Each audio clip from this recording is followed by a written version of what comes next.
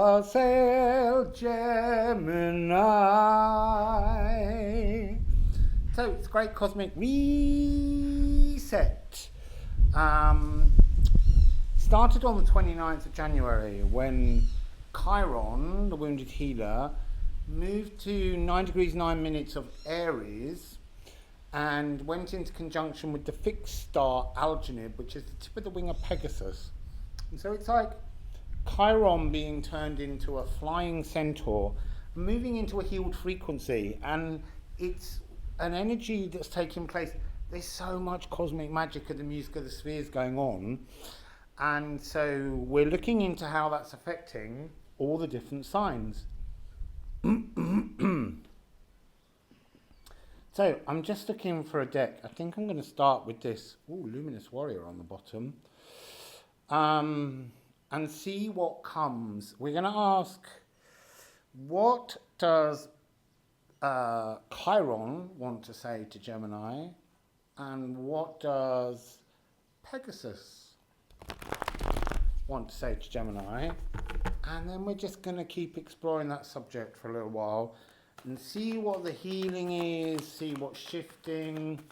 They're very they're interesting messages coming through with these healings. They're not what I'm expecting at all. Also, we're in an energy of many conjunctions coming up, applying new energies, merging with new frequencies. We've got Jupiter and Neptune both at home in Pisces, powerful wishes coming true, and the most resplendent solar eclipse tunnel coming up at the end of April, beginning of May. So,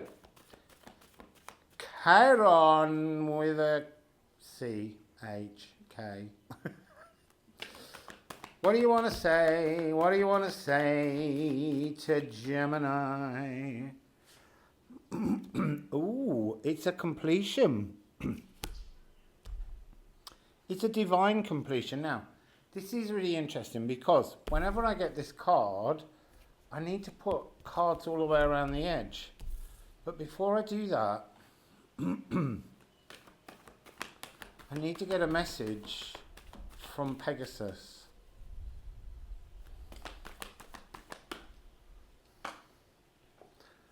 That's interesting. Taming the wind. Taming a healing. Bringing a completion. 5-5. Which is 10. Completion and new beginning. There's something about this. When Pegasus flies in the air, the beating of the wings makes wind. So there's something about landing. When Pegasus lands on the earth, where every single hoof is, or hoof, spring water comes out of the ground. So it feels like there's emotions coming. So let's put cards around the edge. What are you releasing? What are you releasing? What are you releasing? You're releasing something with a clap. Sacrificing. Interesting, 44, 55. You're releasing primal wound, ancestral wound. What's in the healing? What's the cosmic energy underneath it? Right, I want to say Aether, because we've got a card of crow and a card of fire, spiritual fires, which is the Aether. This is making a very, it's like a huge roadblock frequency, because really that should have delivered one energy. So what's the energy coming towards you? What's the new energy making its way towards you? I know that that's not the right card. I'm going to put it up there. It's a new energy cutting through. But it's more, that's not what it is. I mean, it's got an energy of the eclipse in the tunnel. What's the energy? What's the incoming energy for Gemini? Ooh. what is the blade? 6. It's Cape Blanchett. It's Galadriel. It's an elven energy. It's like a kind of cosmic reprogramming. Gemini. You'll like it, I'm being told, because it's all about changing the mind. It's like a bit of an information download. And where's this leading before the cards all blow away?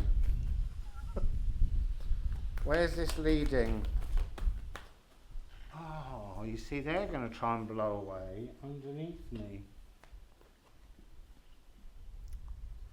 The Circle of Thunder.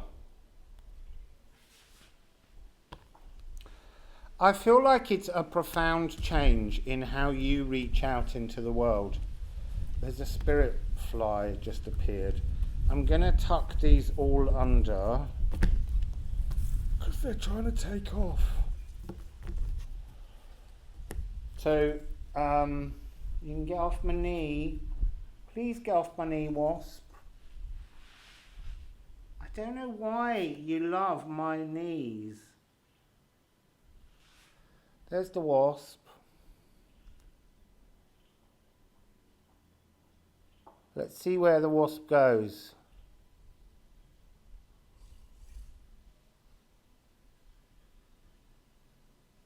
Right, it stopped on the circle. So, and then it's taken off. So, the most important energy it wants me to remind you of, ha ha ha ha ha ha. Go away, we've got the message. Was the spiritual aether. We need to focus first on the spiritual aether. Oh, and it's just landed on the crow, which was the other half of the spiritual aether. We got the message. So, the spiritual aether. What is it that the spiritual aether is burning away? What's being burnished? Oh,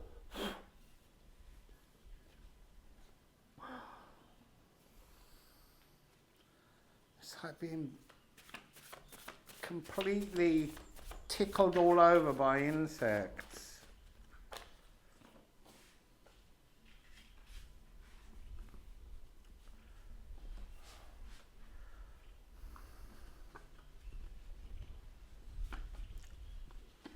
So, you've got Aquarius. The reason I'm pausing is because actually, I guess I have to hold it that way. You've got Aquarius. I'll come back to that in a minute, which is 1-1. House 11, House of Dreams. You've got Mary the Jewess. This makes 1191. And you've also got Quicksilver. Mutable modality. Your modality. Virgo, Gemini, Sagittarius and Pisces. There's a heralding of a change, but this is a dramatic change. It's like a, look, it's amplification.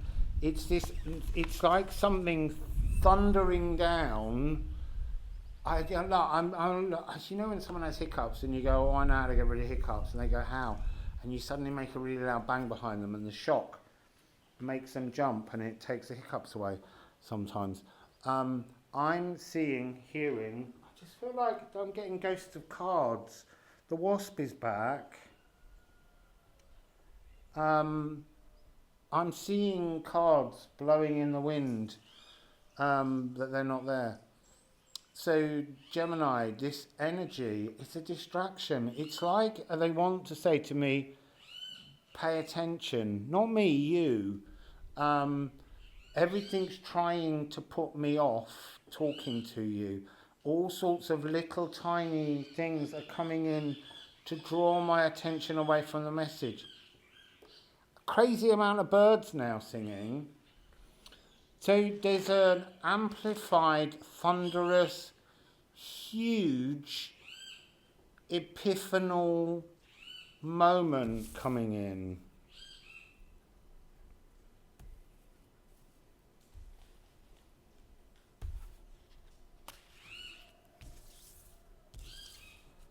I just have to look at all of these bison. Bison. Bison man. Ah.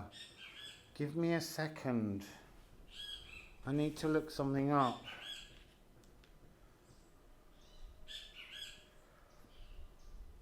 So, there's a constellation that has some kind of energy of Bison Man.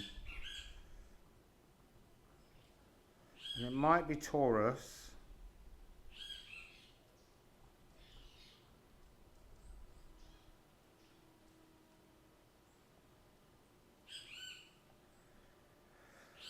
Or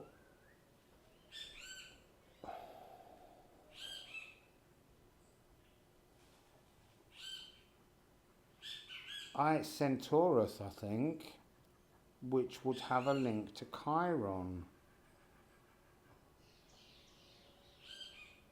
Yeah, they knew it as Bison Man.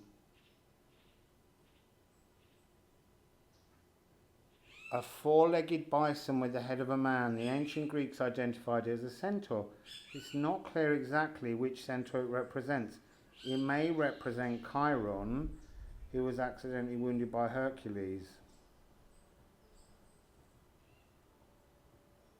It is usually depicted as a centaur sacrificing an animal, which is represented by the constellation Lupus, the wolf.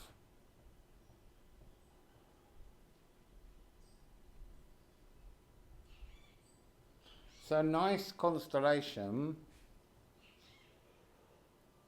Don't know if you can see it.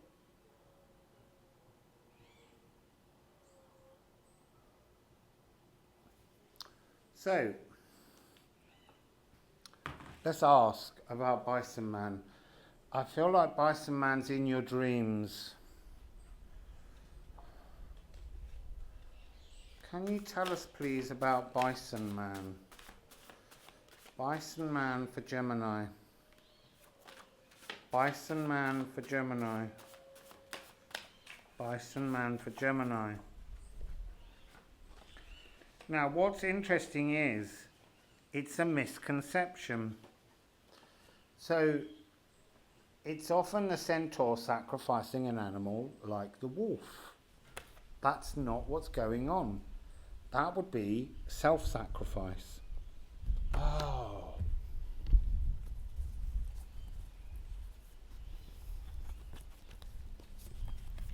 It's an ancestral misconception.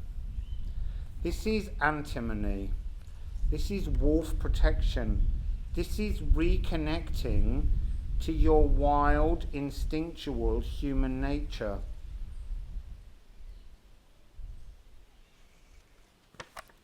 So, that's the first one. I've got 3 others down here. You see acid resistance, and then the card of the acid, Aqua Regia, that dissolves noble metals. Get off your high horse, is what I'm hearing. Get off your bison. There's something about you have a kind of destructive rule breaking.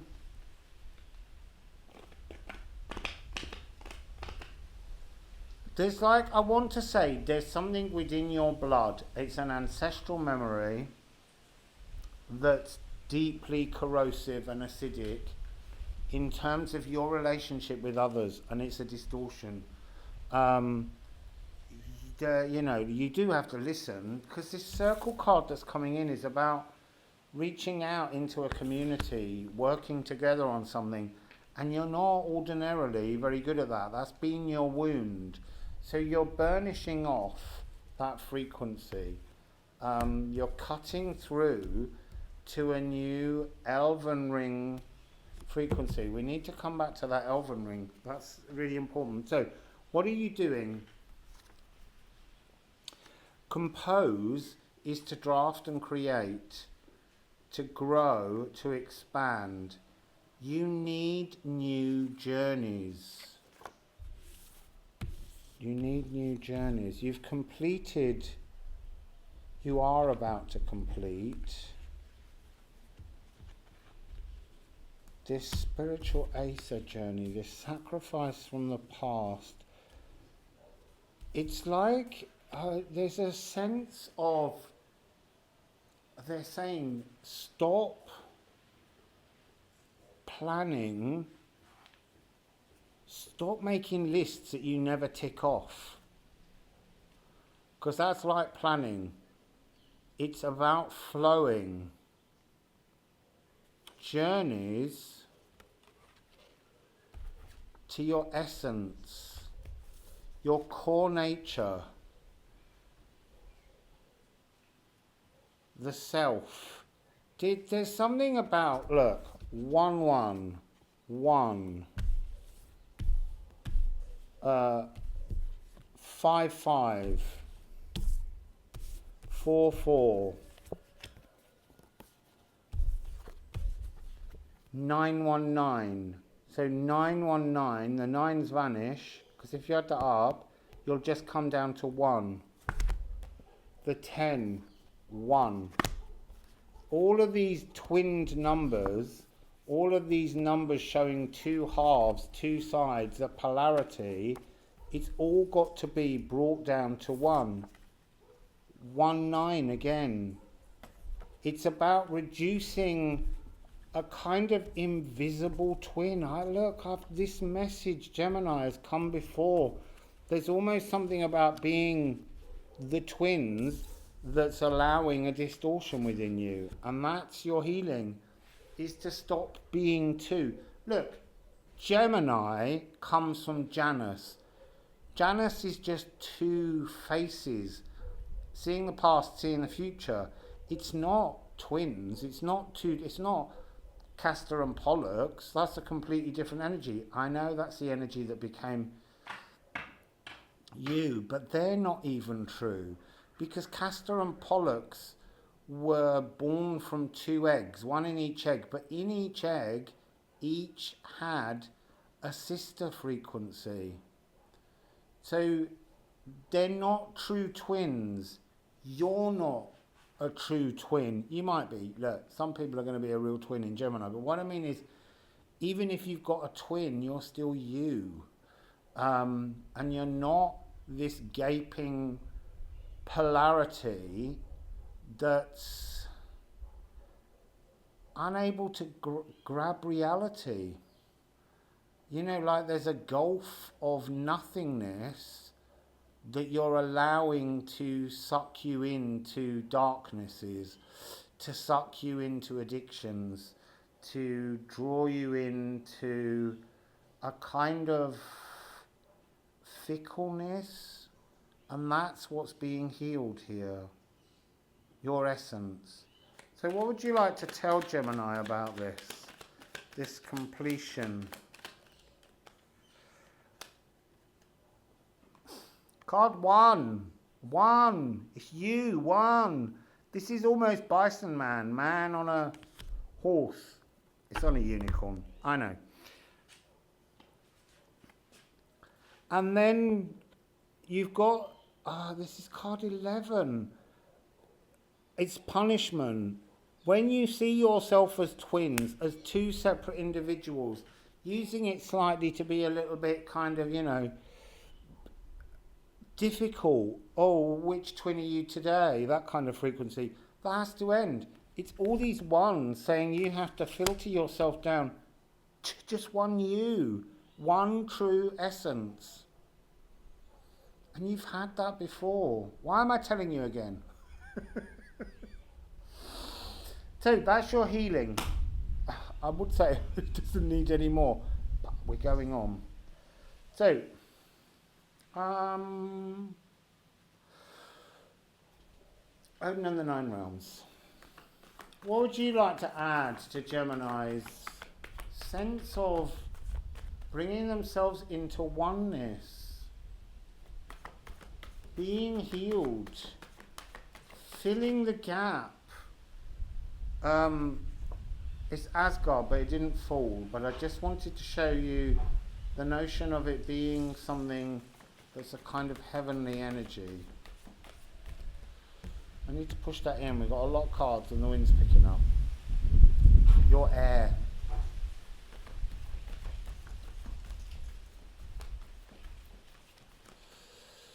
So, Gemini. Oh, you see, that's interesting. Intriguing. Jormungandr and Baldur, but Jormungandr was upside down. There is a destiny. There is a light frequency, an energy of the elven ring. Ah, now I get it. So you can't be the light if you're incomplete, and you're incomplete if you are 1-1. But the elven ring is a billion souls speaking in one voice. So there's an energy of accidental twin frequency, because when we the first step down from the energy of being in the elven ring to come down a dimension is to come down as twins. What do I mean by that? It's not twin flames. Please don't anybody write anything about twin flames on here, because that is toxic. What we're looking at is the first motion when you step out from the elven ring. What you need to remember is on the journey up to the elven ring, you have to conjoin with groups. You have to make a mind coherence, singing from the same thought sheet. So when you look at it in the other direction, because everything's fluid, it goes both ways. The first journey back out of the elven ring is as some kind of group consciousness that all has the same thoughts, that aligns itself to step forwards into larger groups of complete coherence and alignment. And they are frequencies of protection. They are frequencies of sacrifice. They sit all over the cosmos, the elves, in deep meditation, sustaining the frequency of truth. They're like a kind of a vast, they're like kind of the interjunctions of sort of string membrane theory in many ways.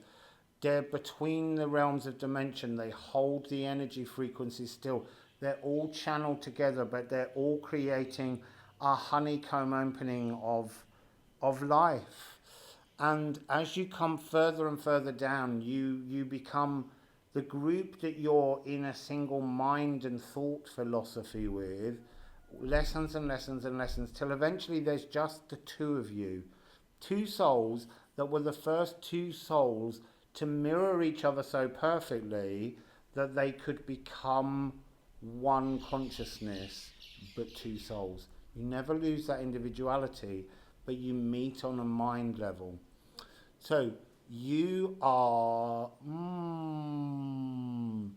you're naturally inclined to remember that division, because what happens is you divide and you come into a physical life, but you are able to watch the ego of your mirrored soul.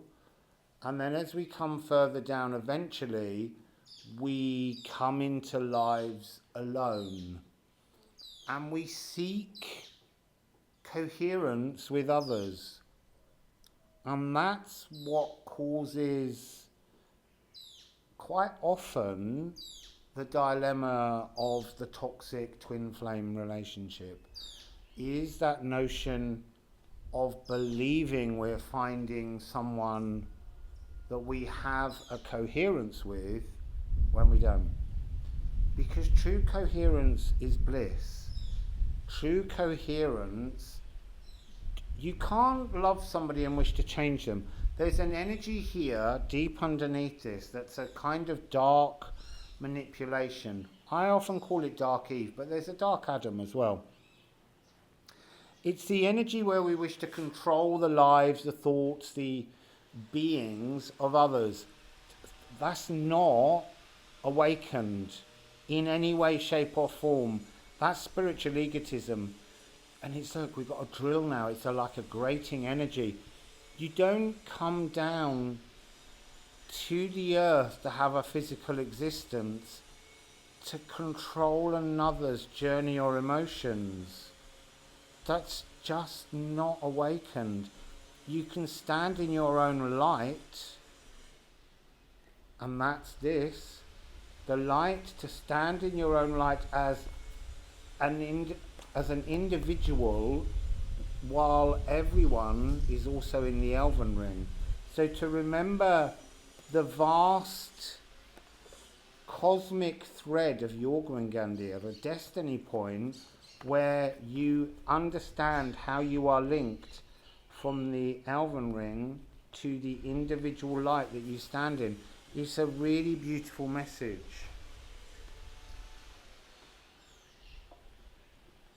So actually, look, I haven't used the Thoth for anyone. I'm going to use the Thoth for you.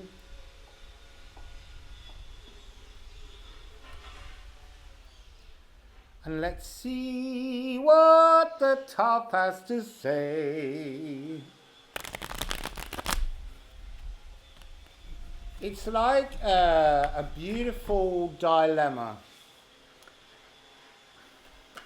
Because we often talk about animals and we say they mate for life. That's lovely. They might not have very long lives. Humans have not mated for life because we find it impossible to love.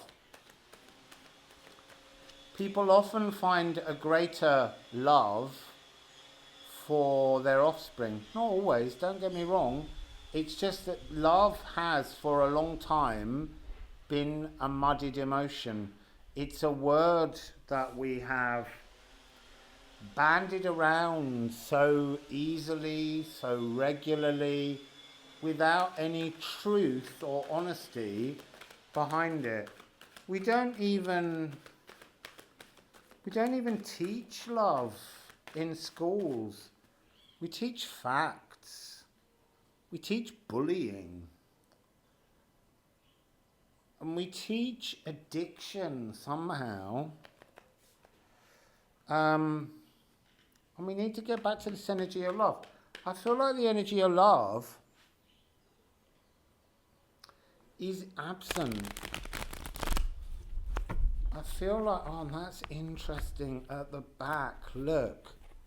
That's, oh my God. This is your reading. Oh my God.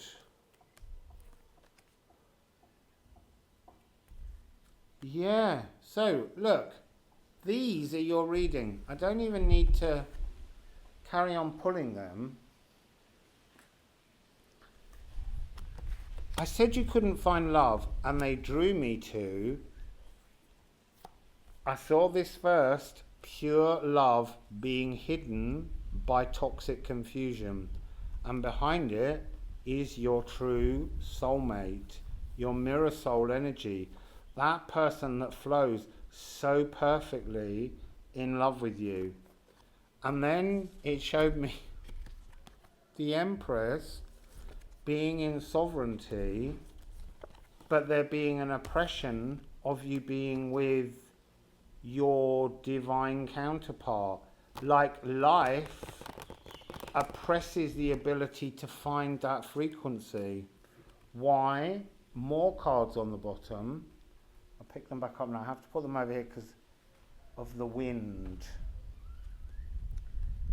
Because we've been stuck in a devotional frequency of lust, ruttiness, and it's time to exit, to walk away from that and discover true love, emotions. Wow. That was a lot of cards, but it was I was told, there it is. There's what Gemini needs to hear.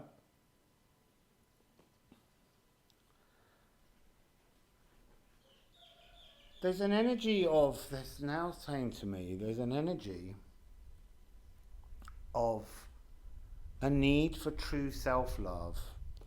And there's something about the polarity of you feeling like you are two separate beings that never allows you to love the two entirely. you love one side or the other, and that's what kind of drives you to your damaging addictions. And I don't just mean like, you know, drinking or something. It could be just the addiction of partying. It could be the addiction of networking with people and then just ignoring people. It's that energy of your frequency moving too fast, flitting between two things. You don't have a coherence that you're comfortable settling in, and yet that's what's supposed to be coming. So let's just ask, how's this healing work? How does this healing work? How does this healing work? A single card, lunar eclipse, esoteric shadow gifts. This is the 16th of May this year, the lunar eclipse. The lunar eclipse is when the Earth's shadow crosses the moon and you actually see, instead of the lit flat disc, you see the true orb shape. You see the truth. You see the emotional opportunities hidden within the shadows. When there's too much light on the moon is flat, the moon is plain.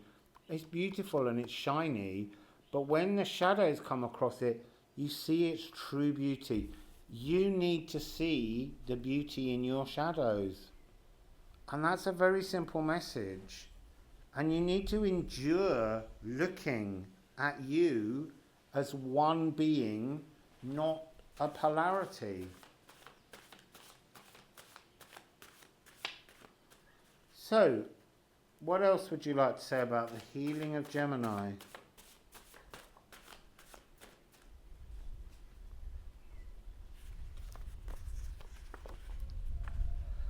It's really interesting. We've got Cancer that I saw first, which is your home. And then we've got Salt, which is to materialize something. But what they were saying to me was, you need to rub salt on the wounds. So what they're showing me is this. That's your unwitnessed sore, and you need to apply salt. You need to sting your shadows so that it becomes a bigger truth, so that it's inflamed enough for you to see its beauty.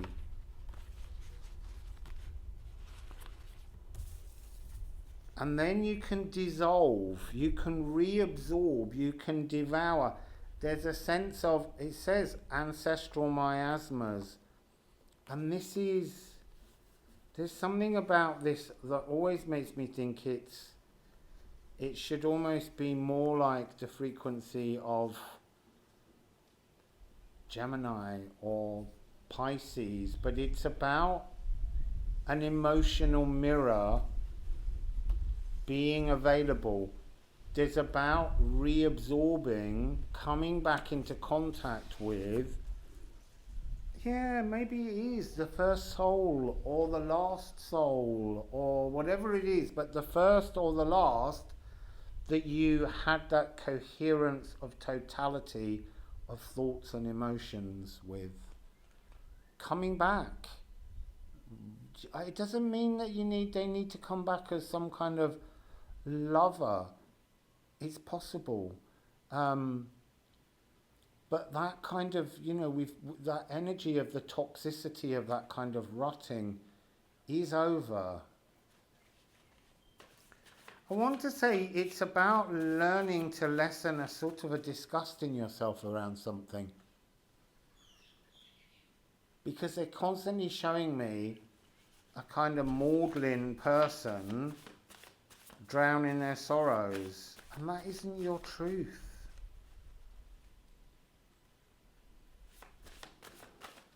Come on, tell me about this healing. There was something very precise about the way they landed. and this is completely intriguing. Moon in Scorpio, X-ray vision, see yourself, not you as two, see yourself. And then it's got Gaia, Uranus, who's in Taurus. This is talking about Moon in Scorpio, solar eclipse. This is the eclipse tunnel. The eclipse tunnel, which we always call, I know last time I did actually call it the Janus Neptunus, but the eclipse tunnel is ordinarily the Janus Geminis. It is the energy of understanding the sun and the moon, the light and the dark, the yin and the yang, and meeting all of the frequencies in the middle as a single Janus opportunity. A god that is primordial before time. The elven ring is before time. There's something about this eclipse tunnel being your you see, I was going to say your healing space, but they were saying being your ambulance. You're going somewhere. Okay, can you explain that? Can you explain why you just said there's an ambulance effect? Where are they going? Where's Gemini going in this eclipse tunnel? What's this about?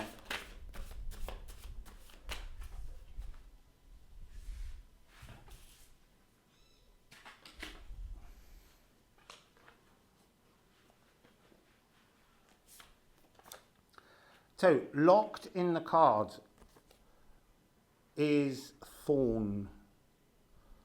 Thorn, house 3, your house, Gemini. So, energy of siblings, but I mean that in you.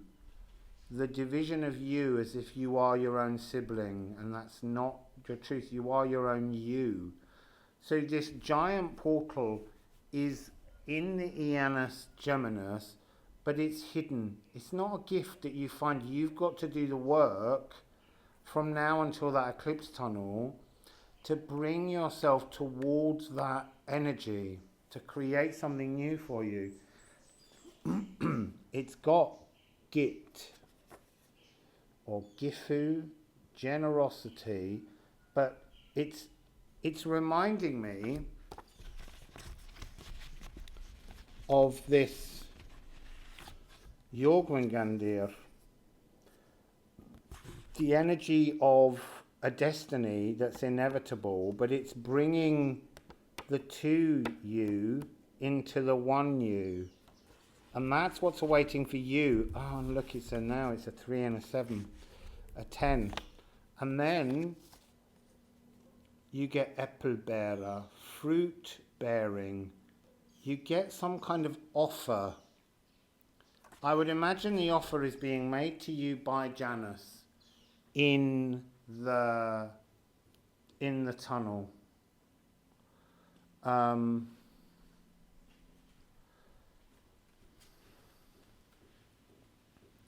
that's the wrong deck. I really do need the Alchemy of Astrology. What's this offer, please, being made to Gemini? Is it a new offer? What is it?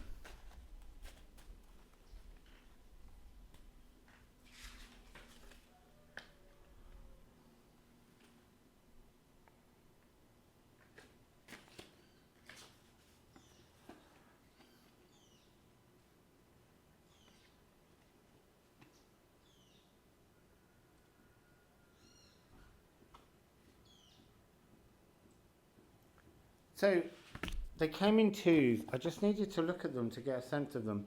Scorpio came upside down. What's the offer to stop being severed, to stop being in separation, and to come together as a big idea? So to birth the first frequency back towards the elven ring is to accept that you are one.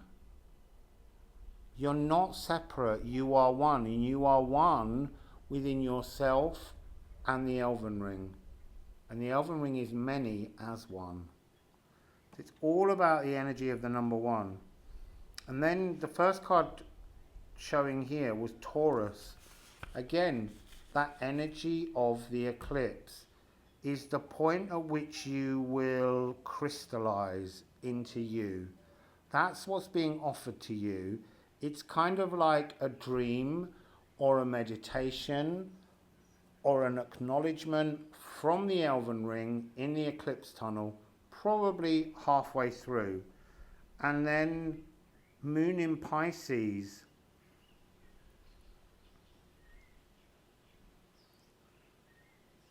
There's lots of words on this card, but what I'm being told is it will bring you into a calmness. It's taking the two aspects of you and just drawing a bridge. They're showing me these two energies coming closer and closer together and then kind of wrapping themselves up into a single one, like ether, the first energy of life, the connection, the thread, the cosmic golden thread of consciousness that links you up to the elven ring. It's like it's frayed and it needs to be bound and wound back together, but it begins with you winding your true light together and reconnecting. So you're finding your oneness with everything. That's beautiful. So, Wassail, single Gemini.